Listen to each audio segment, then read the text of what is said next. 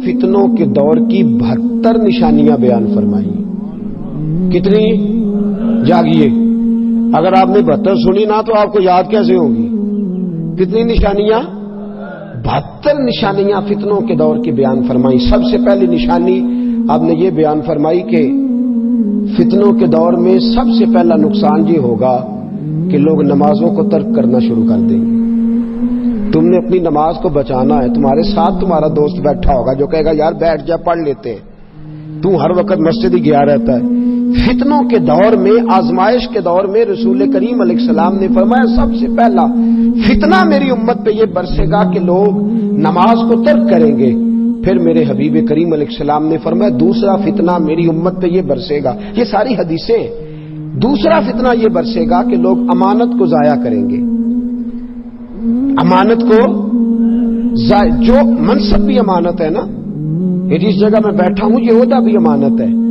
جس جگہ اللہ کریم نے سب کو بٹھایا ہے وہ سب جگہ اللہ قیامت کے دن پوچھے گا کہ تجھے جہاں بٹھایا گیا تھا تو نے اس کا حق صحیح ادا کیا کہ نہیں کیا. تو امانت ضائع کی جائے گی. اور تیسری ہی علامت بیان کر دی، فرمایا فتنوں کے دور میں لوگ سود کھائیں گے اور حلال کہہ کے کھائیں گے.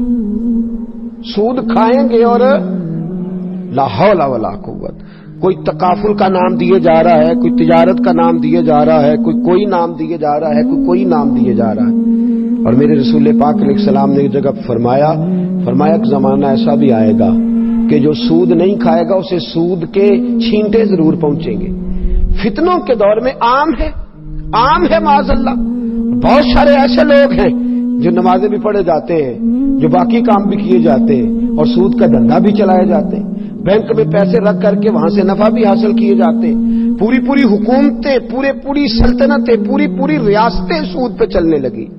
پورا معاشرہ سود پہ چلنے لگا. اور ہمیں جہاں سے 4 پیسے آتے دکھائی دیتے ہیں فٹافٹ طبیعت ادھر مائل ہو جاتی ہے. تو میرے رسول کریم صلی اللہ تعالی علیہ وآلہ وسلم نے فرمایا کہ بھائی تیسری علامت یہ ہوگی کہ لوگ سود کو حلال کہہ کے کھائیں گے. اور فتنوں کے دور کی علامت بیان کی اور عجیب ہی بات ارشاد فرما دی. میرے رسول پاک نے فرمایا فتنوں کے دور کی چوتھی علامت یہ ہوگی کہ لوگ جھوٹ کو ہنر بنا لیں گے. جھوٹ کیا بن جائے گا؟ بڑی عجیب بات. دیکھیں نا حکمت والے نبی کا حکمت والا فرمان. جھوٹ کیا ہے؟ ہنر. کیا؟ جاگ کے بیٹھے ٹیک چھوڑیں گے تو آنکھ کھلے گی. جھوٹ کیا ہے؟ باقاعدہ لوگ طریقہ سیکھتے ہیں جھوٹ بولنے کا. اور جھوٹ ہنر ہے، ایک ہنر ہے باقاعدہ. میرے نبی پاک علیہ السلام نے فرمایا فتنوں کے دور میں جھوٹ ہنر بن جائے گا. جو سونا جھوٹ بولے گا وہ سونی دکان چلائے گا. جو جھوٹ اچھا بولنے کا عادی ہوگا وہ رنگ اچھا بھرے گا باتوں میں. میرے دوستو جھوٹ ہنر بن جائے گا. پھر میرے رسول کریم صلی اللہ علیہ وسلم نے فرمایا دیکھیں. اور ان ساری چیزوں کو ذرا اپنے دور پر، ان ساری چیزوں کو آپ اپنے دور پر ذرا لاگو کرتے جائیں اور محسوس کریں کہ کہیں وہ دور آ تو نہیں گیا جس کا میرے حبیب پاک نے بیان فرمایا جھوٹ ہنر بن جائے گا. 5ویں نمبر پر فرمایا معمولی باتوں پر لوگ ایک دوسرے کو قتل کرنے لگیں گے. کن باتوں پر؟ بھئی آپ دیکھ نہیں رہے پانی پہلے میں نے لگانا ہے، وہ کہتا میں نے لگانا ہے تو بندوقیں نکل آئی ہیں. کوئی بات ہے جھگڑا کرنے والی؟ کوئی بات ہے 2 گالیاں دے دی ہیں اس پر خون ریزی ہو گئی ہے. معمولی باتوں پہ جھگڑے ہوں گے. پھر میرے محبوب علیہ السلام نے 6ٹھی علامت یہ بیان فرمائی کہ اونچی بلڈنگیں بنیں گی فتنوں کے زمانے میں. اور ان بلڈنگوں کا نقصان پتہ کیا ہوتا ہے؟ ایک بنا لیتا ہے تو دوسرا پھر ٹینشن لے جاتا ہے. پھر اس کے گھر والے کہتے ہیں ہمیں بھی اسی طرح کا. وہ بڑے تیرے بھائی نے بلایا تو جہاں سے مرضی اکٹھے کر کے لا، جائز لا یا ناجائز لا، اتنی بڑی ہمیں بھی کھڑی کر کے دے. فرمایا بلڈنگیں بنیں گی تو فتنہ برپا ہوگا. پھر میرے حبیب کریم نے 7ویں نمبر پر فرمایا اللہ اکبر، فرمایا لوگ دین بیچ کے دنیا حاصل کریں گے. دین بیچ کے.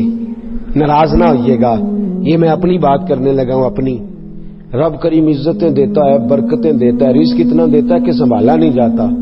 پھر بھی 20,000 کی تقریر بکے اور 10,000 کی نعت بکے اور 20,000 کی تلاوت بکے. اور ہمارا بھی حال بڑا عجیب ہے. یاد رکھیں اس میں صرف بیچنے والوں کا قصور نہیں. بولے کس نے ان کو تباہ کیا ہے؟ بولے جی، کس نے؟ میں اور آپ شریک ہیں سارے، ہم سب اس جرم میں برابر کے شریک ہیں۔ جس نعت خواہ کو پتہ چل جائے، جس کو پتہ چل جائے مجھے ملے گا کچھ نہیں، میں نے نماز پڑھنی ہے، اب میں نے پابندی سنت کرنی ہے، تو وہ انشاءاللہ کرے گا سارے کام، لیکن اسے پتہ ہے میں نے عشاء پڑھ کے آنا ہے اور فجر پڑھنے سے پہلے پہلے واپس جانا ہے۔ اور اللہ خیر فرمائے، کپڑوں کے اوپر اس نے اتنا زیور اس نے ڈلوایا ہوا ہے کہ شاید اتنا عورتیں بھی نہ ڈالتی ہوں، اور لگتا ہے کہ ابھی میاں، اور میں تو چند لوگوں سے نعت سنتا ہوں، آپ کو سچی بات عرض کرتا ہوں، چند لوگوں سے، میں تو سب سے سنتا ہی نہیں۔ اور پھر ایک اور بات، اب تو عورتیں نعت پڑھنے لگی اور میری مائیں بہنیں سن رہی ہیں، یاد رکھیں خبردار، بالکل عورت کی آواز کا پردہ ہے۔ یہاں بھی کل نعتیں شروع ہو گئی تھیں، عورت کی آواز کا بھی پردہ ہے، عورت کی آواز کا بھی پردہ ہے، بالکل جہاں مرد اس کی آواز سنے وہاں اس کو نعت پڑھنا بھی جائز نہیں، وہ نہیں پڑھ سکتی، شریعت اسلامیہ نے منع فرمایا۔ خبردار، بالکل اس کا خیال فرمائے، کسی کو اونچا بولنے کی اجازت نہیں، جہاں مرد کی آواز بھی جائے۔ تو فرمایا لوگ دین بیچ کے کیا حاصل کریں گے؟ جی، میں بچوں کو بٹھا کے نا، مدرسے کے بچوں کو اکثر پوچھتا ہوں، میں کہتا ہوں مجھے صحیح بتاؤ کس نیت سے پڑھ رہے ہو، بتاؤ کس نیت سے پڑھ رہے ہو؟ بھائی روٹی تو ضمنی بات ہے، وہ تو رب کریم اپنے دشمنوں کو بھی عطا فرماتا ہے، روزی روٹی کے لیے، روزی روٹی کے لیے۔ نعت پڑھنا تو حضرت احسان کی سنت ہے، اور نعت پڑھ کے جوتے بغل میں دبا کے پیسے اکٹھے کر کے بھاگ جانا کس کی سنت ہے؟ کس کی سنت ہے یہ؟ ساری رات نعت پڑھنا اور فجر سے پہلے دوڑ جانا، یہ کس کی سنت ہے؟ ایک شاہ میرے پاس آئے، کہنے لگے جناب مولوی صاحب کو بلایا تھا، ان کے ساتھ 45,000 طے ہوا تھا، ہم نے کہا 40 لے لو، تو وہ ناراض ہو گئے، کہنے لگے پورا 45 لینا ہے۔ لوگوں کا خیال ہوتا ہے نا مولوی کے خلاف بات کریں گے تو سامنے والا مولوی راضی ہوگا، تو کہنے لگے جناب 45 طے کیا تھا، 40 دیتے تھے تو لیتا نہیں تھا۔ تو میں نے کہا کہ یہ تو آپ اپنی غلطی بتا رہے ہیں، طے کر کے آپ نے کیوں نہیں دیا 45؟ کیوں آپ نے زیادتی کری؟ جب آپ نے وعدہ کیا تھا تو آپ کو وعدہ پورا کرنا چاہیے تھا، وعدہ کیا تھا تو وعدہ۔ اور مولوی اور نعت خواہ اور قاری پہ تو تنقید ہو گئی، اب میں ایک اور بات کرنے لگا، وہ بھی ذہن کے اندر رکھیں، اس کو بھی ذہن کے اندر رکھیں، جو کمیٹیاں یہ کراتی ہیں پروگرام، وہ بھی تو ذرا اپنا حساب دینا کہ وہ کس نقطہ نظر سے کراتی ہیں، تبلیغ کے نقطہ نظر سے؟ جی، جس کو کہا جائے نا کہ چپ کر کے ہاتھ میں نذرانہ دو، وہ دیتا ہے 50 روپے، اور جس کو کہا جائے نا ویڈیو بن رہی ہے ذرا پیسے دے، تو وہ پھر لاتا ہے دستیاں نئے نوٹوں کی 50-50 والی اور لگاتے ہیں آسمان کو۔ آپ یقین کریں مدارس اسلامیہ کی حالت بری ہو گئی۔ ہمارے پاس بچے پڑھتے نہیں، وہ کہتے ہیں 8 سال تعلیم حاصل کر کے 5,000 روپیہ مہینے کا ملے گا، ہم کسی گویے کے پاس بیٹھ کے سورنا سیدھی کریں، روزانہ کا 10,000 گھر آئے گا۔ یہ ہماری زیادتی ہے، ظلم ہے۔ ہمارے بچوں کو جو صبح سویرے پڑھاتا ہے، اٹھ کے روز 80 بچوں کا سبق سنتا ہے، وہ بیچارہ جس دن کا مجبور تھا اس دن کا مجبور ہی مجبور ہے۔ اور پھر اب تو ایک اور تماشا لگ گیا ہے، اللہ خیر فرمائے، رات کو گندے گانے بولے جاتے ہیں، سویرے ٹی وی پہ بیٹھ کے دین بتایا جاتا ہے، اور نیچے پٹیاں چل رہی ہوتی ہیں، جناب کی خیر ہو، جناب کی خیر ہو، ہر چیز ملما سازی۔ لوگ دین بیچ کر کے دنیا کٹھی کر رہے ہیں، دین بیچ کر کے دنیا کٹھی کر رہے ہیں۔ ایک بزرگ تھے، انہوں نے اپنے شاگردوں سے کہہ دیا میں نے دین پہ بڑا احسان کیا ہے، شاگرد بگڑ گئے، کہنے لگے حضرت جی یہ آپ نے کیسی بات کر دی، آپ کا کیا احسان ہے دین پہ؟ فرمانے لگے میرے مرنے کا وقت آئے گا تو پھر مجھ سے پوچھنا۔ انتقال کا وقت آیا تو لوگ قریب بیٹھ گئے، کہنے لگے جناب مسئلہ سمجھ میں نہیں آیا، آپ نے کیا احسان کیا دین پہ؟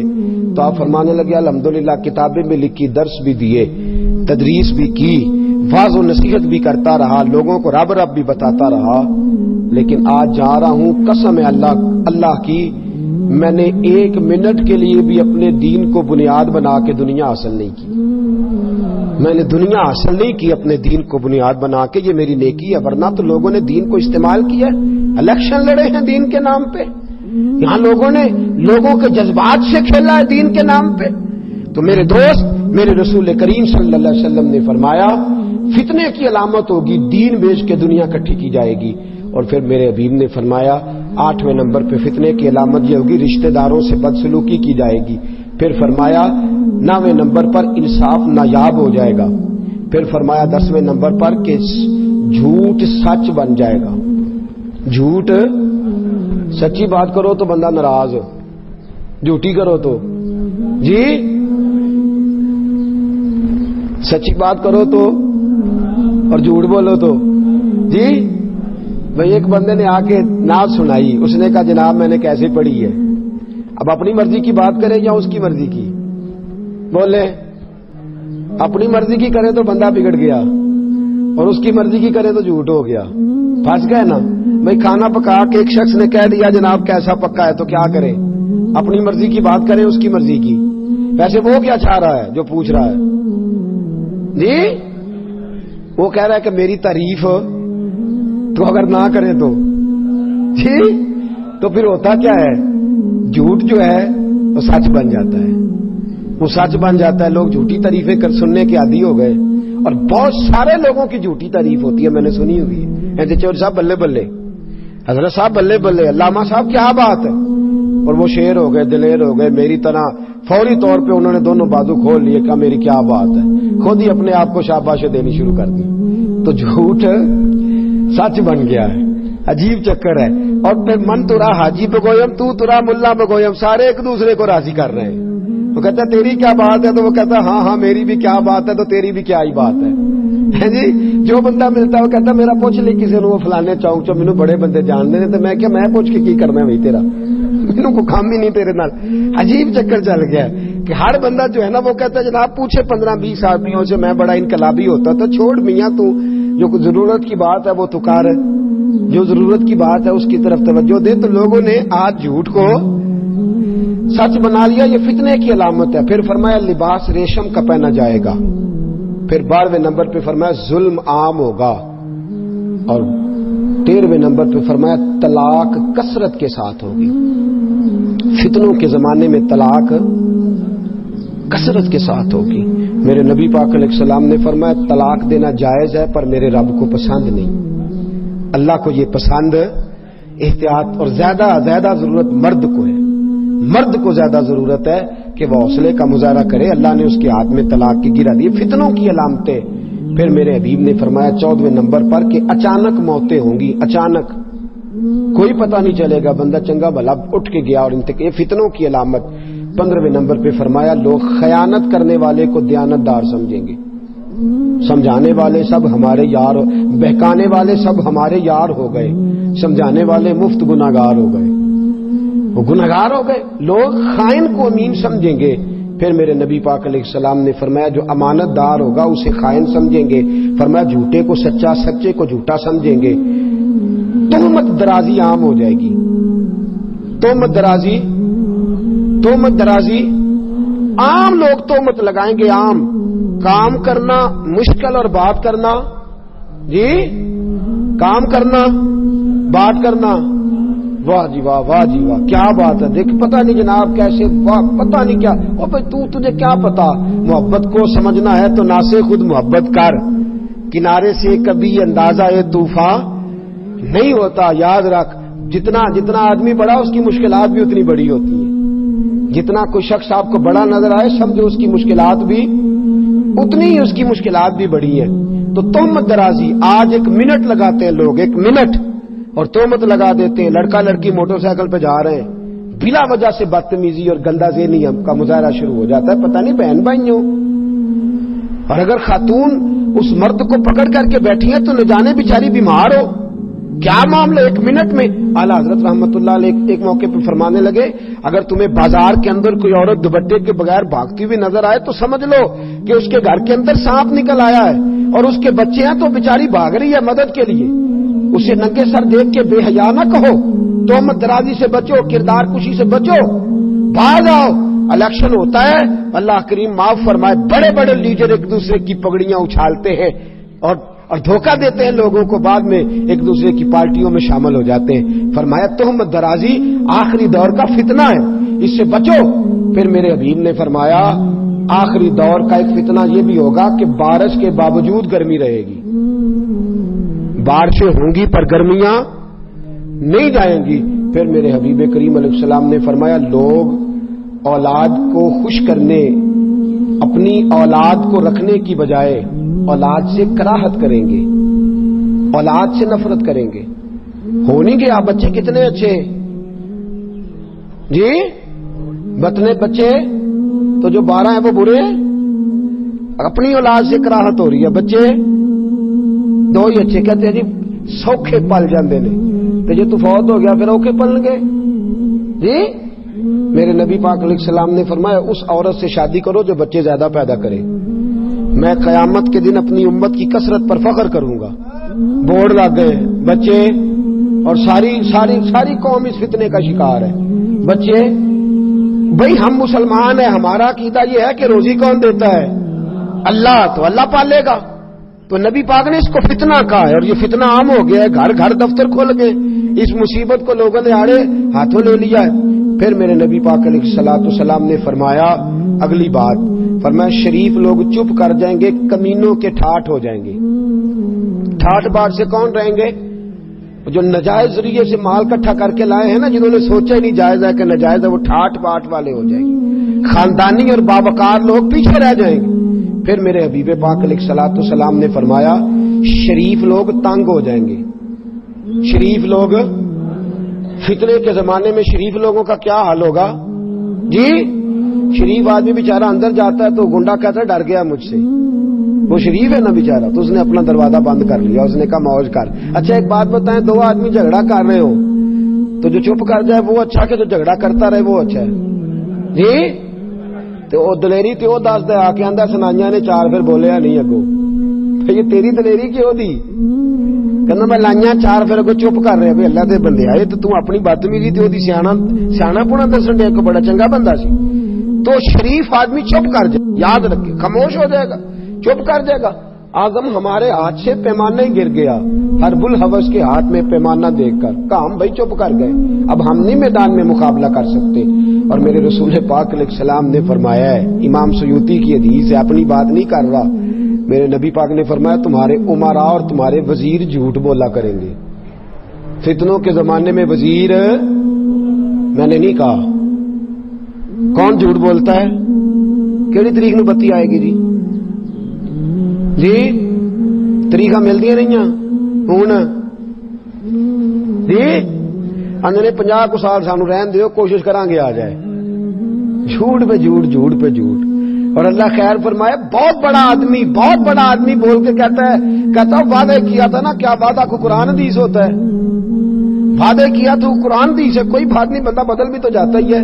میرے نبی پاک صلی اللہ علیہ وسلم نے فرمایا پھر ایسا ہوگا کہ اس فتنے کے دور میں دیانتدار لوگ بھی خائن ہو جائیں گے، ان کی مجبوری ہو جائے گی خیانت کرنا، دیانتدار بھی خیانت کرنے پر مجبور ہو جائیں گے۔ فتنوں کے لوگ بات مانیں گے نہیں بغیر اس کے، لوگ اس کے بغیر بات مانیں گے نہیں۔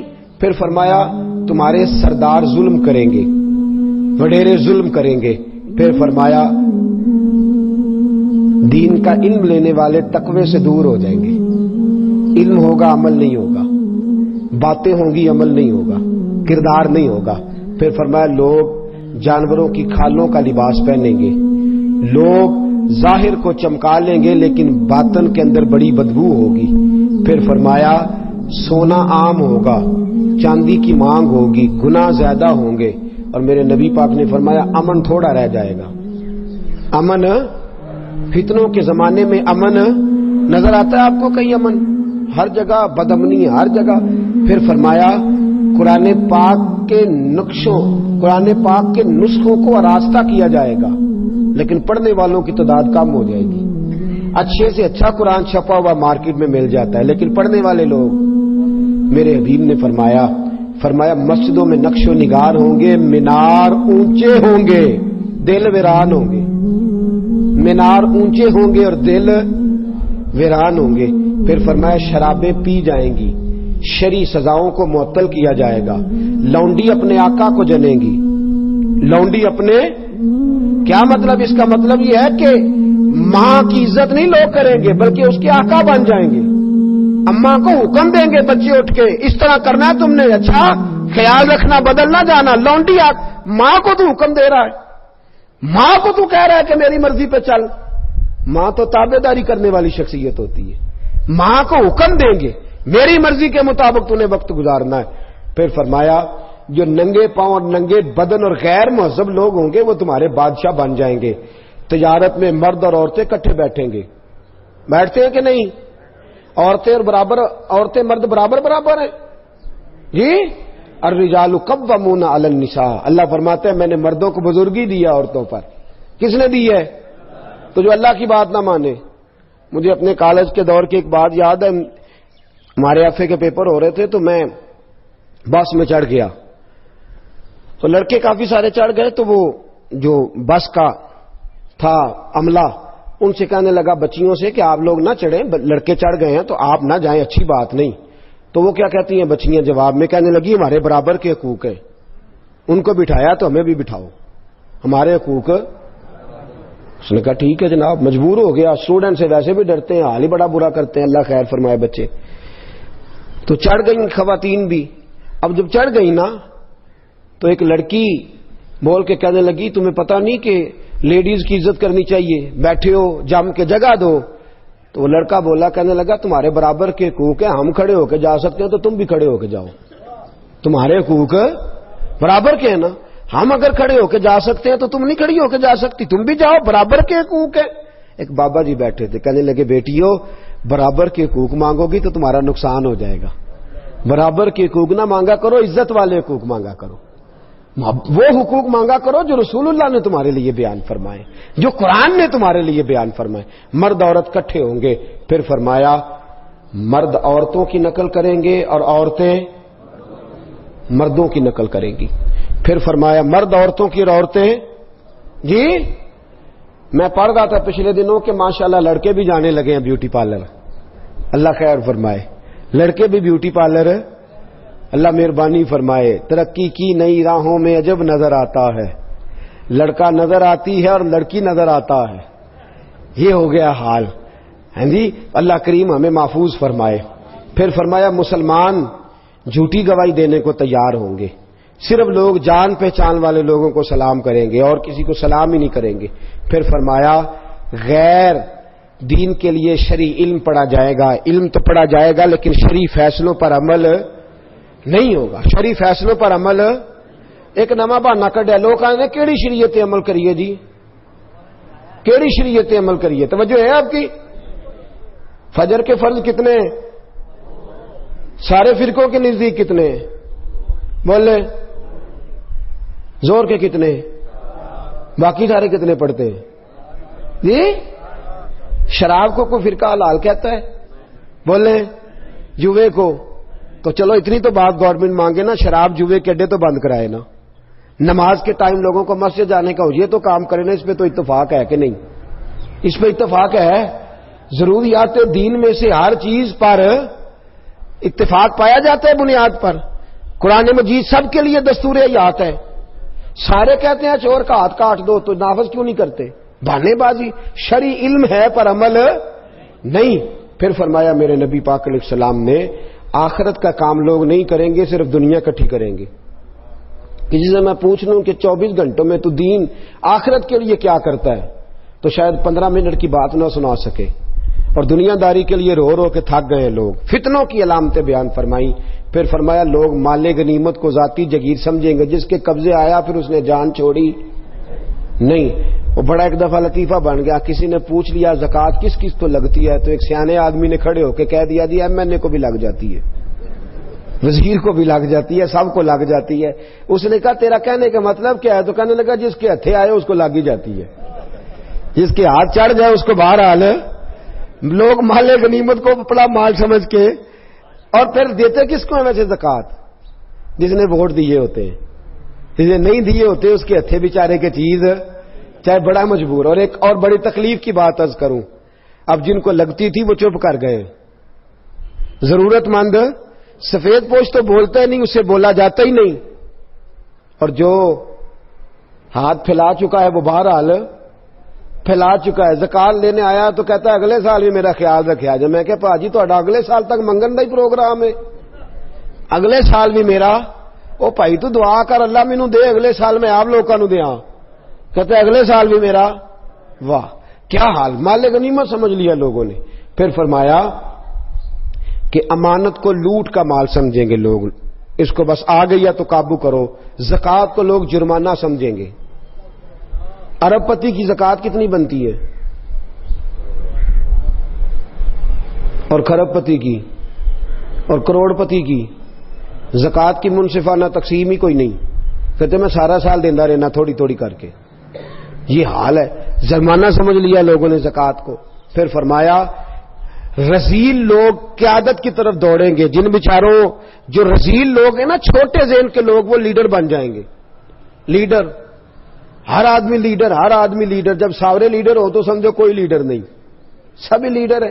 کوئی پیچھے رہنے کو تیار ہے. سیٹ ایک، امیدوار کتنے جی؟ بورڈ والوں کی اور فلیکس والوں کی موجیں لگ جاتی ہیں. انہوں نے تو میرے کو زیادہ لا، میری فوٹو لا. یہ حال ہو گیا ہے. تو میرے دوستو یہ قرب قیامت کی علامت ہے. پھر فرمایا لوگ اپنے باپ کی اور اپنی ماں کی نافرمانی کریں گے. دوست دوست کو نقصان پہنچائیں گے. دوست دوست کو، دوستی اپنے مطلب کی لوگ بنائیں گے. پھر فرمایا لوگ بیوی کی اطاعت کریں گے، بیوی کی اطاعت کریں گے، ماں کی نافرمانی کریں گے. ہر بات میں بیوی کو انکار کرنا بھی درست، اس کو اس کا جائز حق ملنا چاہیے. لیکن بیوی اطاعت کرنے والی ہوتی ہے اور ماں اطاعت کروانے والی ہوتی ہے. یہ فرق یا بیوی کو خامند کی اطاعت کرنی اور خامند کو اپنی. بولے جی. تو جس کے حصے میں اماں نہیں آئی، بڑے بھائی کے حصے میں آئی ہے یا چھوٹے کے حصے میں آئی ہے، وہ کس کی تابع داری کرتا ہے؟ اسے سوچنا چاہیے نا، غور کرنا چاہیے. یہ مقام تفکر ہے. یہ قیامت کی علامت بیان فرمائی. پھر ایک عجیب بات میرے حبیب پاک نے بالکل حسب حال جو آج صادق آ رہی ہے، فرمایا لوگ گانے بجانے والوں کی عزت کریں گے. جی، وہ جن کو کل تک لوگ بے حیا کہتے تھے اب ان کو ستارے کہنا شروع کر دیا ہے. معاذ اللہ، کیا بن گئے ہیں؟ ستارے. اور وہ اخبار میں خبر دیتے کہتے ہیں فضل ہے اللہ کا. معاذ اللہ ثم معاذ اللہ. ان کی عزت ہونے لگی ہے، ان کو تو قیادتیں ملنے لگی ہیں. پھر فرمایا لوگ ظلم کر کے فخر کریں گے. ظلم کر کے فخر سے بتائیں گے میں نے اتنے ظلم کیے، اتنے پاپ کیے. یہ میں بڑی سادگی سے دھیمے دھیمے لہجے میں آپ کو باتیں سنا رہا ہوں. میرے نبی پاک نے فرمایا انصاف بکا کرے گا. انصاف. فرمایا محافظوں کی کثرت ہوگی لیکن حفاظت کرنے والا کوئی بھی نہیں ہوگا. محافظوں کی سونا جنگل رات اندھیری چھائی بدلی کالی ہے، سونے والوں جاگتے رہنا. چوروں کی آپ یقین کریں جتنا ان سے ڈر لگتا ہے اتنا ان سے بھی ڈر لگتا ہے. جتنا ان سے اتنا ہی ایسی ایسی جگہوں پہ ناکے لگ گئے ہیں جہاں توکی کوئی نہیں بنتا. اللہ تبارک و تعالی جانے کیا ماجرا ہونے والا ہے، کیا صورت ہونے والی ہے. تگڑا بندہ تو قابو آتا کوئی نہیں، اور شریف آدمی بیچارہ سڑک پہ کھڑا ہو کے امتحان ہی دیتا رہتا ہے. وہ امتحان ہی دیتا رہتا ہے. گھنٹوں اس بیچارے کی تلاشی ہوتی ہے 36 جگہوں پہ. آپ یہ دکھائیں، آپ وہ دکھائیں، آپ ایسا کریں، آپ ویسا کریں، فلاں کریں، یہ کریں، وہ کریں، حد کر دیتے. پھر فرمایا کہ درندوں کی کھالیں لوگ استعمال کریں گے. اور فرمایا جو بعد میں آنے والے ہوں گے وہ پچھلوں پر لانتے بھیجیں گے. بعد والے پچھلوں پر ابا جی کھ نہیں کیتا، دادا جی یہ کام ہو جائے گا. فرمایا پھر میرے حبیب کریم نے 69ویں نمبر پر فرمایا پھر سرخ آندھیاں آئیں گی، پھر زلزلے آئیں گے. پھر 72ویں نمبر پر فرمایا، 71ویں نمبر پر فرمایا لوگوں کی صورتیں بدل جائیں گی. پھر میرے حبیب کریم نے فرمایا ڈرنا اس وقت سے اگر تم نے ان فتنوں میں اپنے ایمان کو نہ بچایا تو تمہارے اوپر آسمان سے پتھر برسیں گے.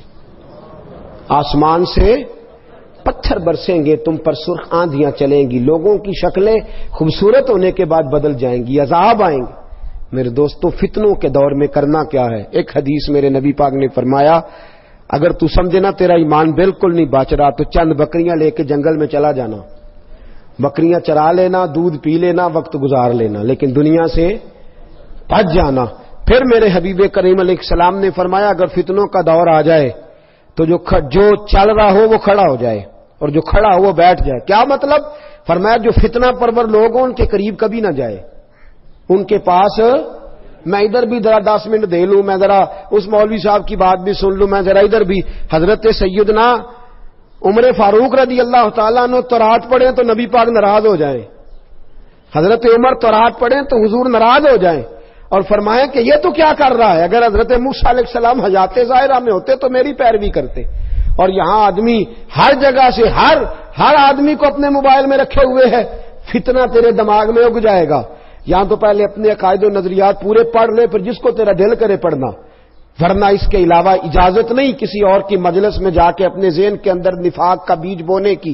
میرے نبی پاک علیہ الصلوۃ والسلام نے حل بتایا، اور پھر رسول کریم صلی اللہ علیہ وسلم نے فرمایا تم اپنی بڑی جماعت سے جوڑ کے رہنا۔ فتنوں کے دور میں کس جماعت سے جوڑ کے رہنا جی؟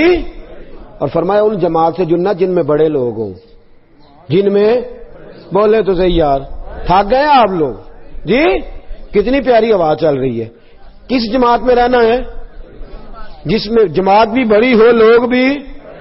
کسی کے پاس اگر داتا گنج بخش علی اجمیری ہیں تو ہمیں دکھائے، اگر کسی کے پاس خواجہ معین الدین اجمیری ہے تو ہمیں دکھائے، اگر کسی کے پاس حضرت شیخ الاسلام جیسی شخصیت ہے تو ہمیں دکھائے، اگر کسی کے پاس امیر ملت پیر جماعت علی شاہ محدث علی پوری جیسی شخصیت ہے تو ہمیں دکھائے، اگر کسی کے پاس میاں شیر محمد جیسا کوئی ہے تو ہمیں دکھائے، اور اگر کسی کے پاس بریلی کے امام جیسا کوئی ہے تو ہمیں دکھائے۔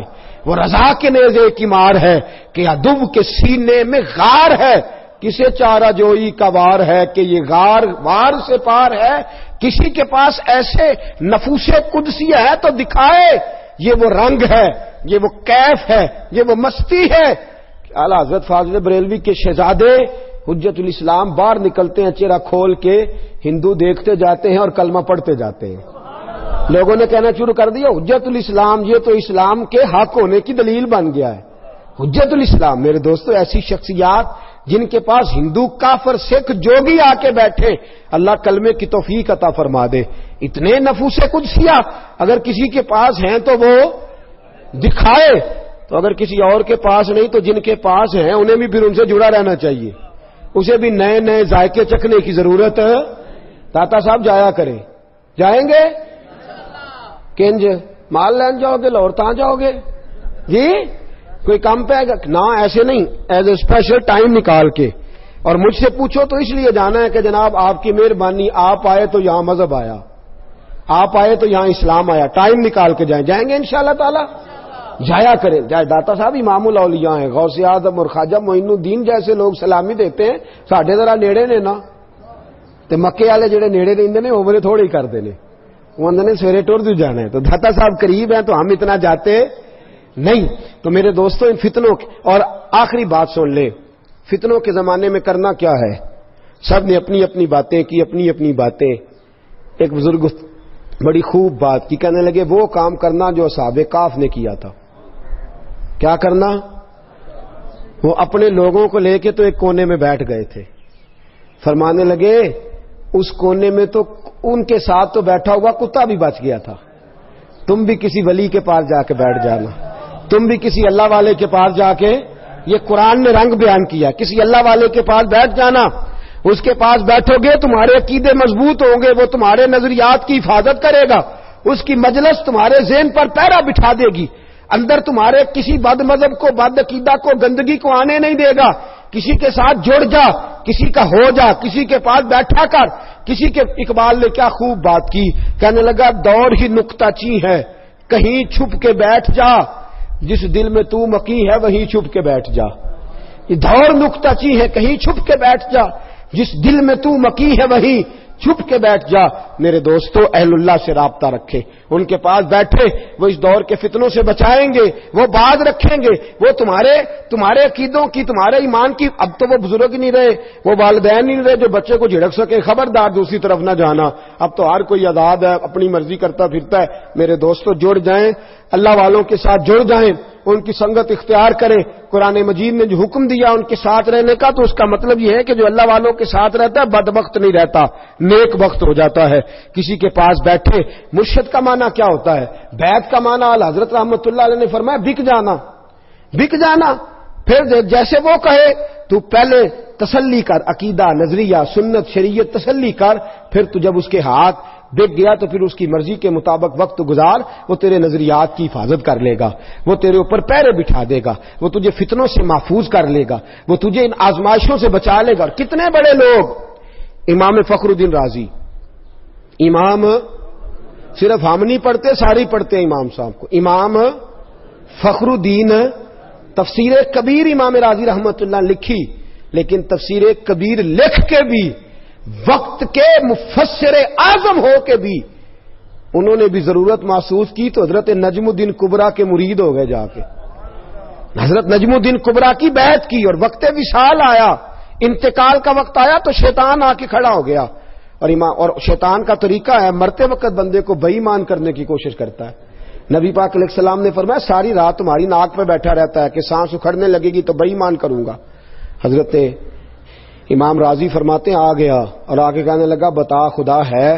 کہتے ہیں میں نے کہا ہے. میں نے دلیل دی تو اس نے توڑ دی. پڑھا لکھا تو وہ بھی بڑا ہے نا، شیطان بھی پڑھا لکھا ہے، پڑھا لکھا کہ نہیں؟ فرشتوں کا بھی 300 دلیلیں دی خدا کے ہونے کی. کتنی؟ شیطان نے 300 کی 300 توڑ دی. فرماتے ہیں جب دلیلیں ختم ہو گئیں تو پھر مجھے دل کے فیض کی ضرورت درپیش ہوئی. پھر میں نے اپنے شیخ کی طرف توجہ کی. میں نے کہا سونیا ہاتھ تو تیرے ہاتھ میں دیا ہے نا، ہاتھ تو تیرے ہاتھ میں دیا ہے، تو محافظ ہے میرے دین و ایمان کا، مہربانی فرما. حضرت نجم الدین کبریٰ اسی وقت سامنے جلوہ گر ہوئے اور فرمانے لگے راضی اس بے ایمان سے کہہ دے میرے نبی نے جس رب کو رب کہا ہے میں بغیر کسی دلیل کے ہی اسے خدا مانتا ہوں، میں بغیر کسی دلیل کے ہی اسے خدا مانتا ہوں، بغیر دلیل کے. تو امام راضی فرماتے تھے علم نے تو بظاہر ڈبو دیا تھا، یہ تو پیچھے پشت تھی، نسبت کا فیض تھا، جس نے مرتے مرتے بھی راضی کو بچا ہی لیا ہے.